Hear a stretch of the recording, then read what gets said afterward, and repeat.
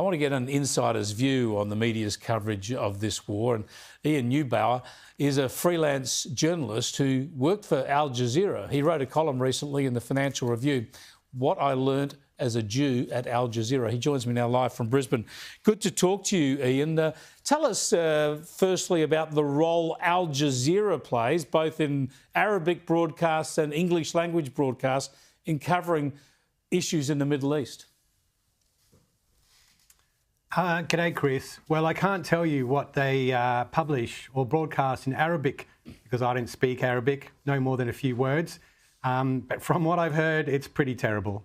I can only tell you about what they publish in English. Now, you open up Al Jazeera website any day of the week, any minute of the day, and the first 5 stories will be about Israel, about how bad Israel is. Israel kills, Israel genocide, Israel's war against Gaza.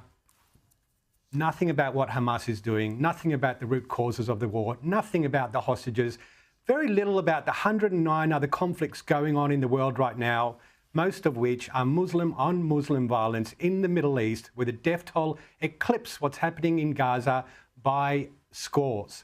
In Sudan, we know that there's 10 to 15 million people that are generally starving.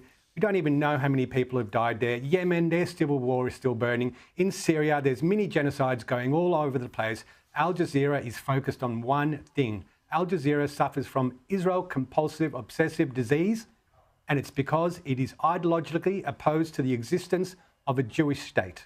This is hardly surprising, isn't it, given that Al Jazeera is owned by the Qatari government and the Qatari government supports and funds Hamas. It's sometimes portrayed as some sort of honest broker, but it's a more malevolent influence in the region than that, isn't it?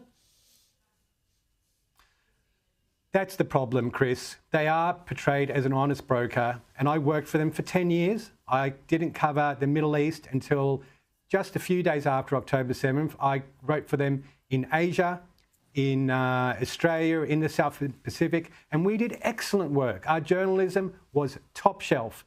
The editors I worked with, some of them were Australian, some of them were British, really professional people, really solid newsmen and newswomen. They created this persona. They look like CNN, they smell like BBC, they look like anyone else, but they are all funded by the Qatari royal family. And they have one mission in the world, and it is their Islamic global destabilizing agenda. That is why they've been banned in half of the Arabic countries. They've been banned not only in Israel, but also in the Palestinian authorities, because they are known as the mouthpiece for Hamas. Wow, let's have a look at what the Israeli government is saying about the current situation in Gaza. There is no famine in Gaza. There is a famine of the truth, and Israel will not stop telling it. 87 million meals, 1.8 million tons of aid, which we facilitated, aid getting in. Hamas loots, it starves its own people, and the world looks away. So that's what Israel says, yet most of the world's media, led by Al Jazeera, says that there's a deliberate starvation going on, that civilians are deliberately being killed by Israel. How do we find out the truth? I don't know. That's my honest answer. I'm a reporter. I report on what I see. I haven't been in that area for more than a year, in my last trip to Israel and the territories.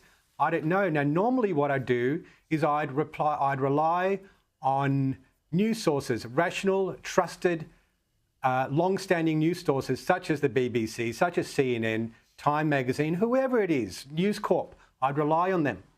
But I can't rely on them because they're quoting figures from the Hamas Health Authority. The Health Authority, the Health Department, that is ludicrous. That's like saying Putin has a Ministry of Love. Yeah. Or the UK has a Ministry of Sound. This is a death cult. They throw homosexuals off buildings. They cut people's head off who disagree with them. They are into their 22nd year of their 4th year term. This is a death cult. There is no health ministry. They do not run hospitals. They do nothing for the health of individual Gazans. They kill them. How can we rely on them as a source? And that is the problem. That is what's happened, Chris. Our industry, our profession has been hijacked by terrorists. And us lazy, not us, We have so many of my colleagues who are sitting there in the desk jobs and cite Hamas. They cite a death cult. Would they cite the Iranian government? Would they cite Putin? But they cite them as if it's a fact, as if it's the Queensland Ministry of Health. They do it every day. Insanity. They do it every day, Ian. We don't know what's happening in Gaza. It is so distressing. We don't know that's happening in Gaza. That's the truth. It is the truth, and you've articulated all that brilliantly. Thanks so much for joining us. That's Ian Lloyd Neubauer there, who has first-hand experience working for Al Jazeera.